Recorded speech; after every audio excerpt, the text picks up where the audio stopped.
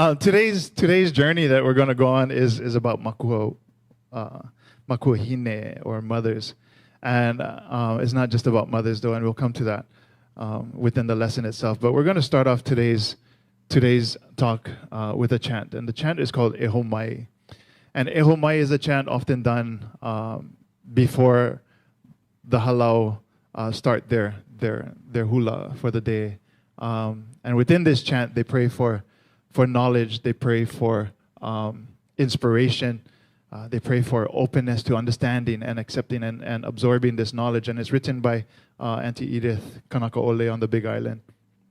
And she is a powerful manawahine in her own right.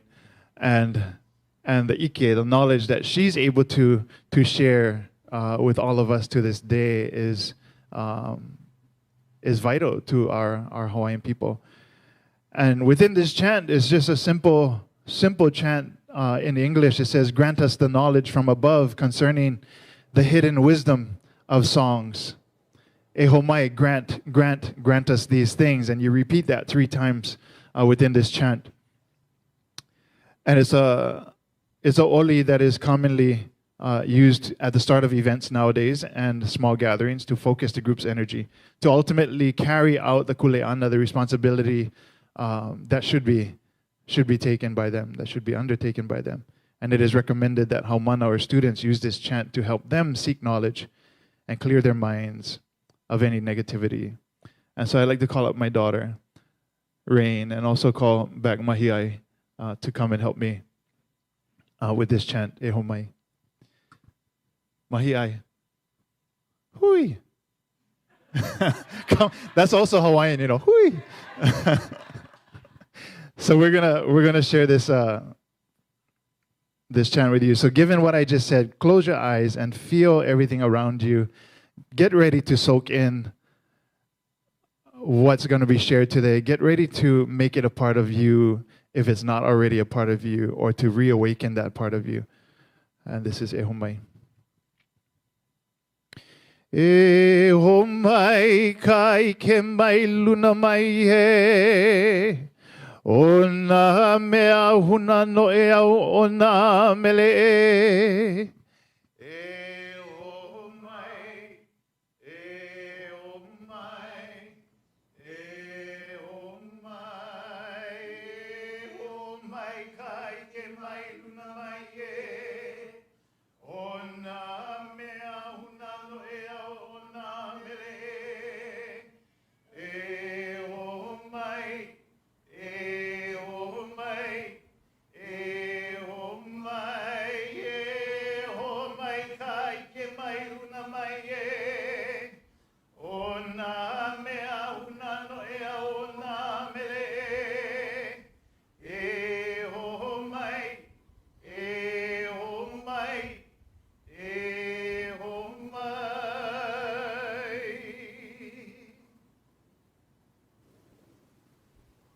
Mahalo, mahalo, mahalo.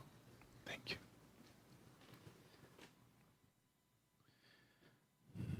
Mahalo. With that chant, with that oli, I open myself up to that knowledge. I open myself up to the reminding of my responsibilities in this life. As a makuahine, as a father, I have the responsibility of teaching my daughter and teaching those around me the qualities that should be shared by a father. However, I have my mother within me as well, and she flows deep within my bones. Hence the title, Makuahine, the backbone of the family, the backbone of the ohana. And as I share these stories today, it is not to say to you that I am perfect or that I know everything. Is not about that. The last time we spoke, where I shared about ho'omana, it was about the constant doing, the constant of imbuing to ho'oloi, to constantly listen, to constantly learn. And that is a lifetime journey for all of us. And there's a olelo no'eau that says, "Ka'ike akamakua hehei na ke keiki." the knowledge of the parents is absorbed by the child. In my spiritual counseling class with Barbara King School of Ministry, BKSM, I'm learning about what myths exist in my life. And the myths are stories, right? Stories that we all have of our families, the stories, the things that are that we can always recall as adults, the stories that have shaped who we are as adults. So I'm learning of these myths and what makes up who I am in this world and how they affect my ministry. And one of my most significant life influencers, my greatest of heroes, is of course my mom. And the memories I have of my mom and how she contributed to my understanding of my spirituality is why I even can be here, why I even can say the words I say, to sing the way that I sing, is because of my mom. So if I come to tears often within this talk, feel that mana, feel that power that my mother breathed into me.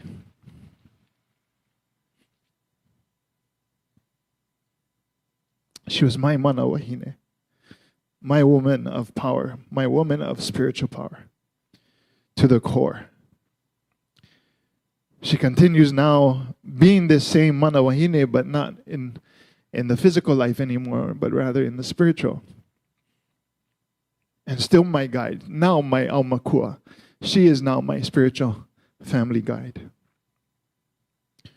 And of course, I'm also the product of my father, and absorbed his lessons and myths as well, which was apparent yesterday, and which I'll share in a second. But it's in my spiritual connection to God which defines the greatest parts of who I am. And I asked my siblings to also share what my mother meant to them, just so you have a good perspective of the depth of my mom. And my oldest sister, Marlene, said, Mom taught us about placing God first and foremost in my life, having the faith and trust in God to see you through everything. It caused me to be bold, to be strong, to never doubt God for a moment. I'm also thankful for Mom's life lessons. To my brother Russell, it was how my mom would listen, then respond gently. She could listen.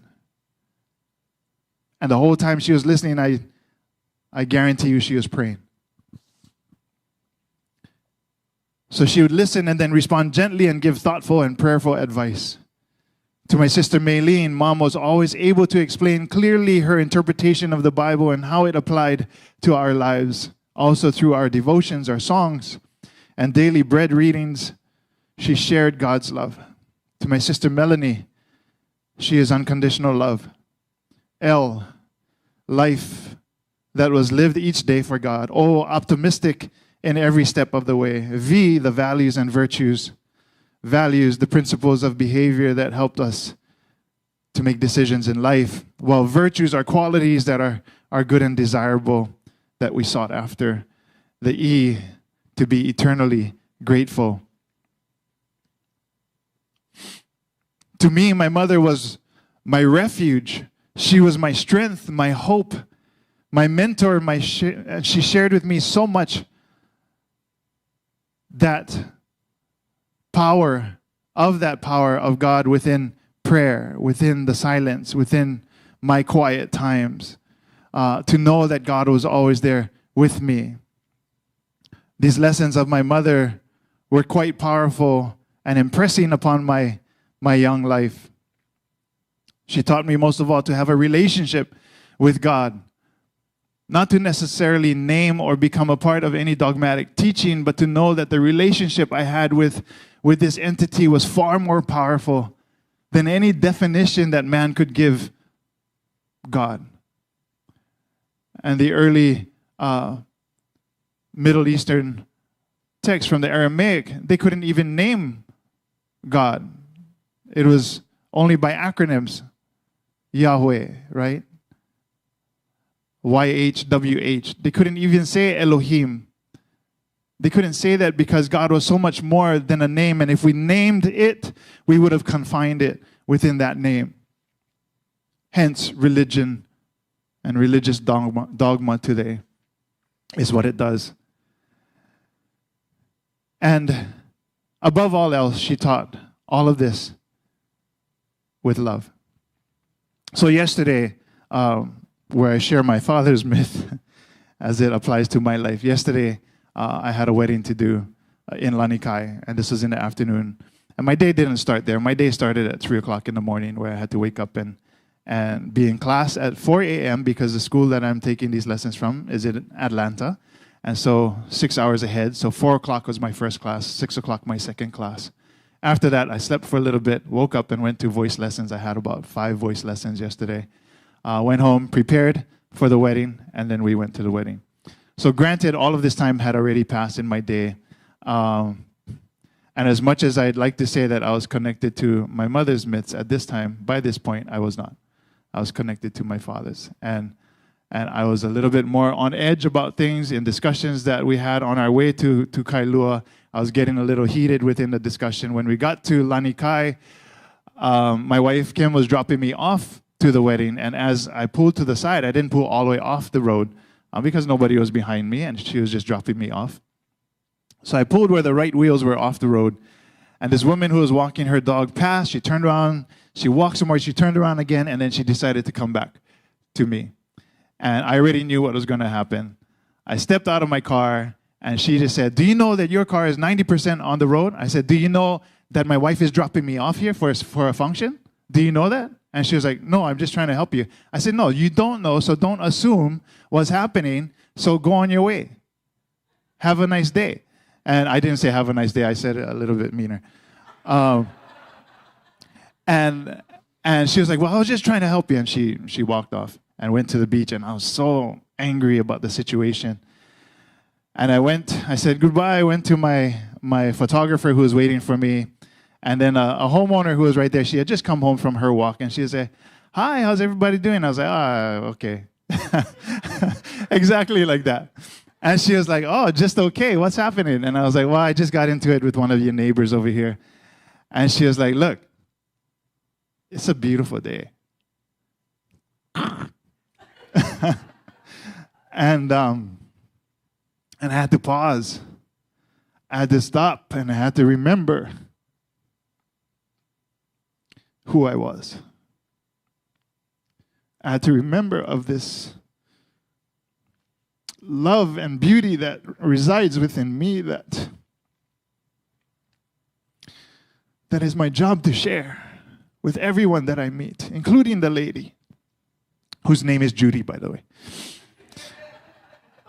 And so I had to make it right. I had to make it pono.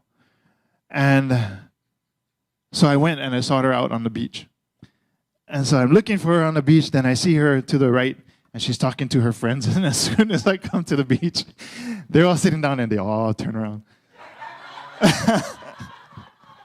And they all look at me. So I know by this point they know the story. So I walk up to them and I'm like, yes, I'm the guy. I'm the guy who was very rude and wasn't thinking at the time. And so to you, I apologize. I am so sorry. That is not who I am. That is not who I want to be. And I apologize.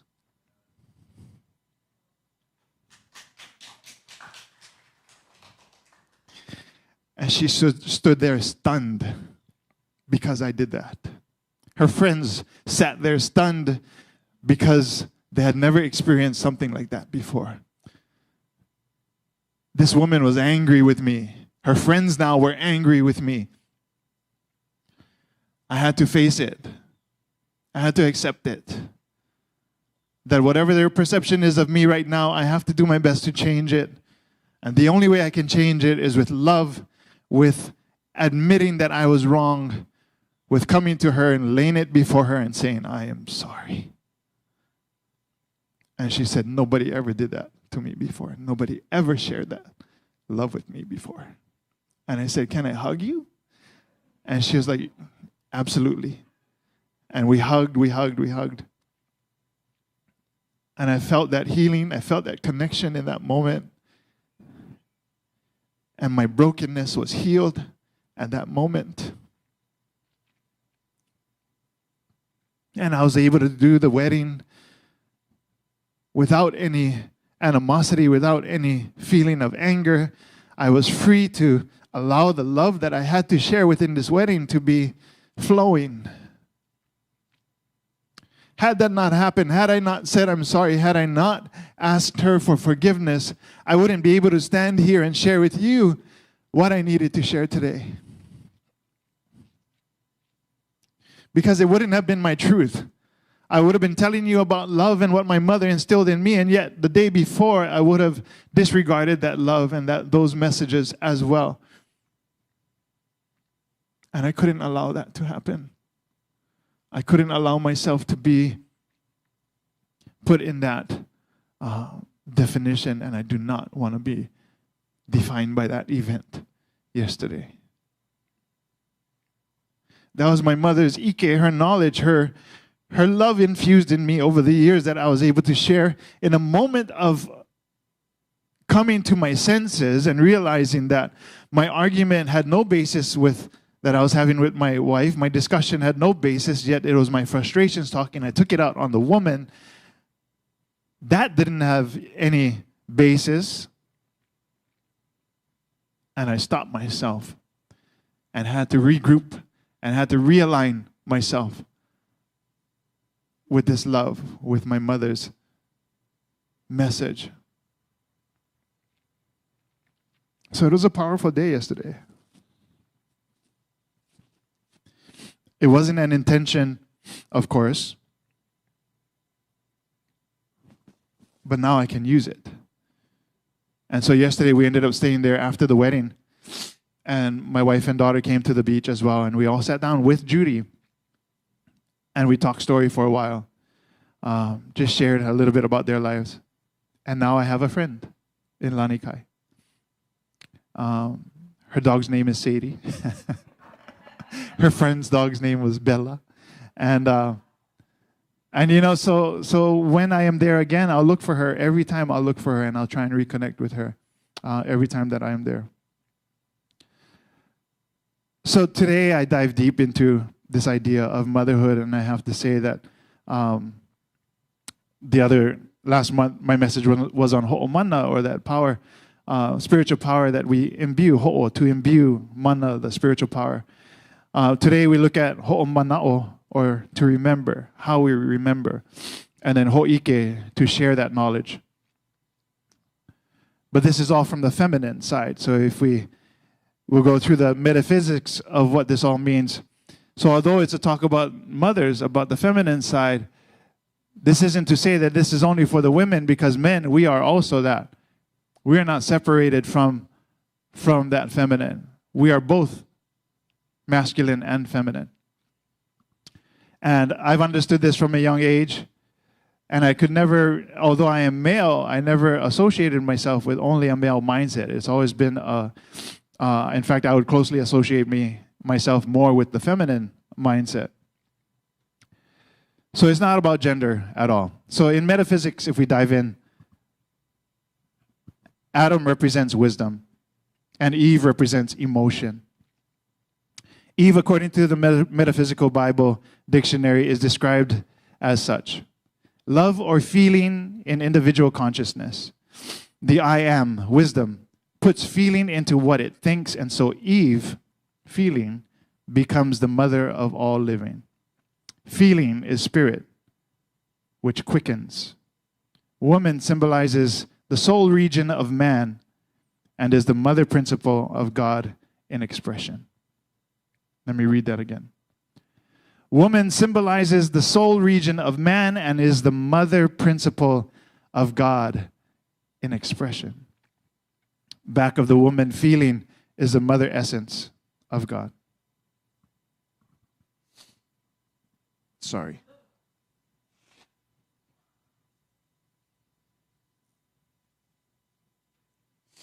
Can I get more Kleenex, please?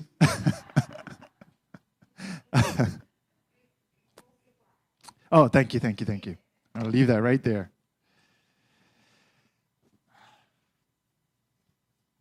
So it's about the principle of the feminine: love, care, empathy, humility, etc., offered to all of us at some point in our lives, whether through our parents or other nurturers. These stories were imbued within us over time. And of course, we make the choice as we grow into our adulthood, which side we're going to resonate more with. But it doesn't mean that it doesn't exist within you. All of these stories exist within you. Our path in life is to realize ho'omaupopo, realize first, and then to practice ho'oma'a, to practice these things. When the light bulb comes on, we better do the work at that point. We remember and practice by continually telling the stories and sharing the myths of these feminine qualities with the next generations. And in the process, we become it too.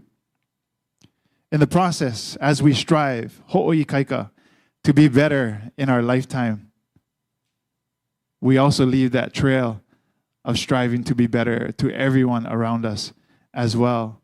Striving to become is just a part of our lifetime journey.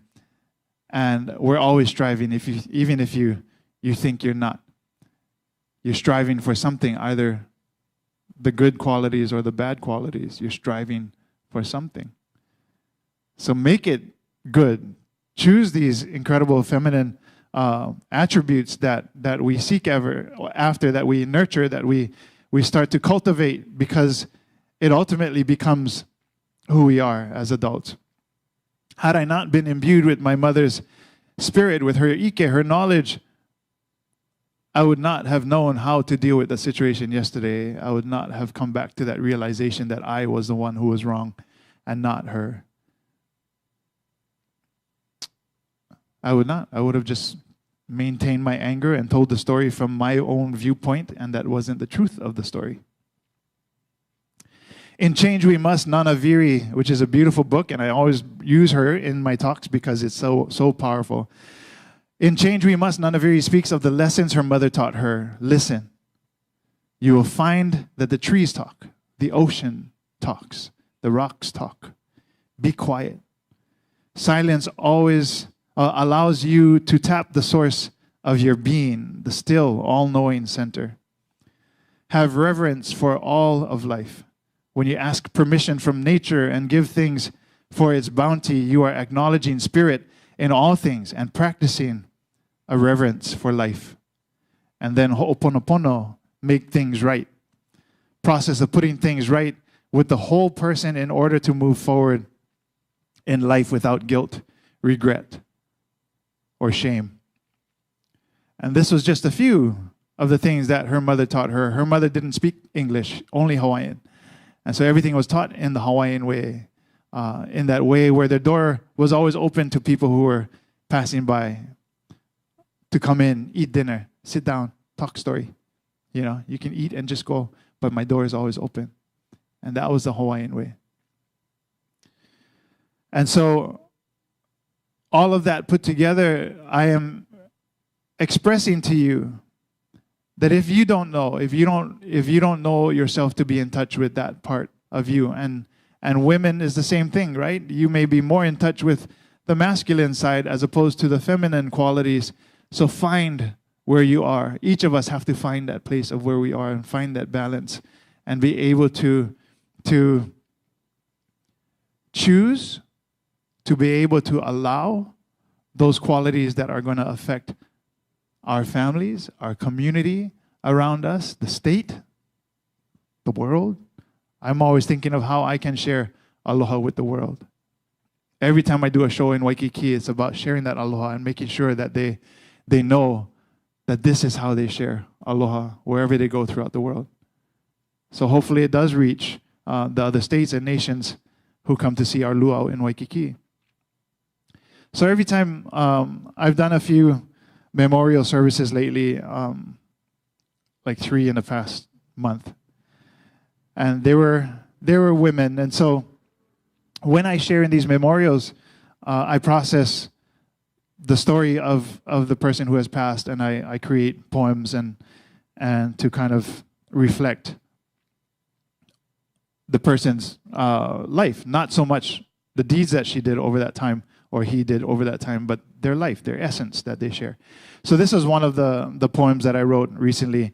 So think of these traits: unconditional love, understanding, nurturing, tenderness, kindness, intuitive, creative, feeling, stillness, flow, radiance, surrender, sensitivity, emotional, ease, and allowing. And this is the poem. Giants walk this earth, not in height or stature, but in their capacity to love, with a heart whose gravity is so powerful that it captures all who comes within its glow. There are planets and moons of all shapes and sizes that fall into its distinct orbit around this heart. It is powerful, yet gentle. And if each satellite wished to break free from its orbit, it could, but they choose not to. They know that this love is special. They know this love cannot be replaced or replicated. They know this love is you. The pool of your love will always exist, although your light may dim. The love that you have inspired is now the light that burns in them. Aloha Ike.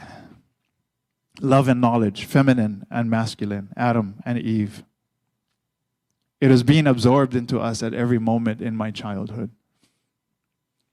My father's myths was of strength, anger, discipline as well. My mother's was love, nurturing, to making sure that we were okay. Give us the higher sense of our connection to divinity. It made the myths of my father small compared to the myths of my mother.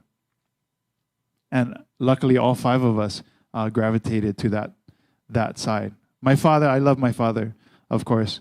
And so if I could ask, he's going through some health issues still at this time. So if I could ask all of you to hold him in prayer as well. Because without him, I wouldn't be who I am as well. Love, such a beautiful, powerful, and dynamic force. And I'm going to go to 1 Corinthians chapter 13. We all know of this as the love chapter. And I'm going to read this with my mother's name in place of love. Or I could just say mom, and you get the picture. You could say your own name if you want to. But this is the definition of love according to Paul. So I'll say this here. Mom was patient. Mom was very kind. She didn't envy. She didn't ever boast. She was not proud in that ego sense. She would not dishonor anyone. She was not self-seeking. Mom was not easily angered. She kept no record of wrongs. Mom did not delight in wrongdoing, but rather always rejoiced in the truth. Mom always protected us. She always trusted us. She always hoped the best for us. Mom persevered through all of her struggles. She never failed.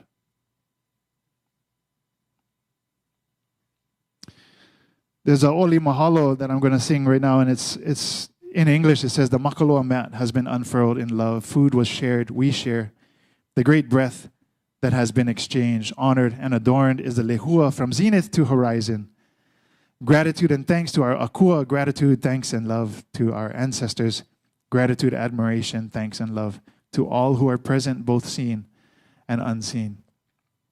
And after this, I do ask you to soak it all in. I hope it definitely resonated with you today. This is the Oli Mahalo.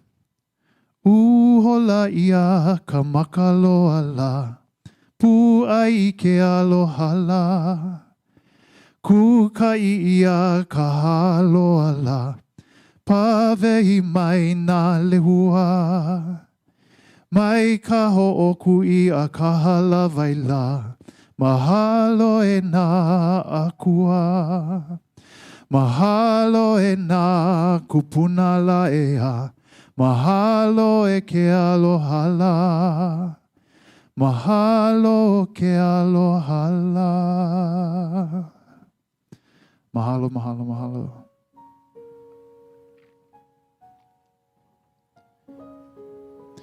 We dive deep into this ike, into this knowledge. And in our quietness, we feel the squeeze of love. We feel that connection to our feminine being, to all of these beautiful qualities of the feminine.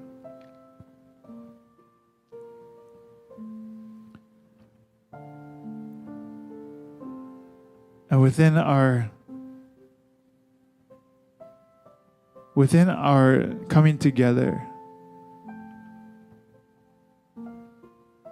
to this feminine within us, we become whole. But it only matters if we share it. It only matters if we live it. It only matters if we're able to affect the world around us, even through our silence.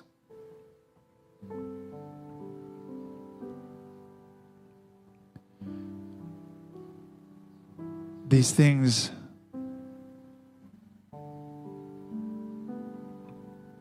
are everything.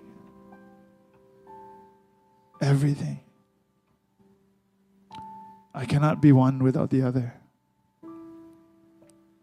I cannot be the masculine or the feminine. I cannot be Adam without also being Eve.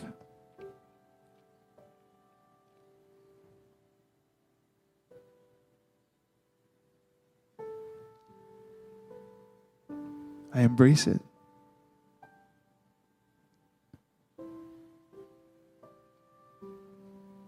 It is me. All of it is me.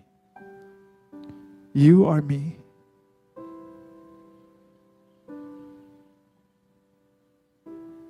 The breath I feel.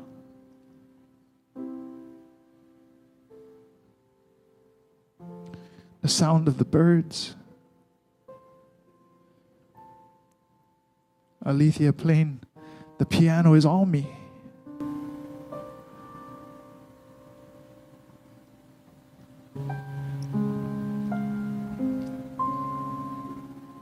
You are me.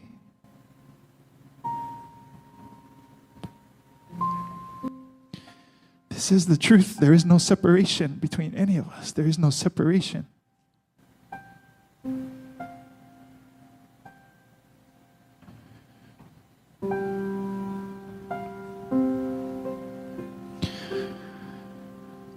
I thank you.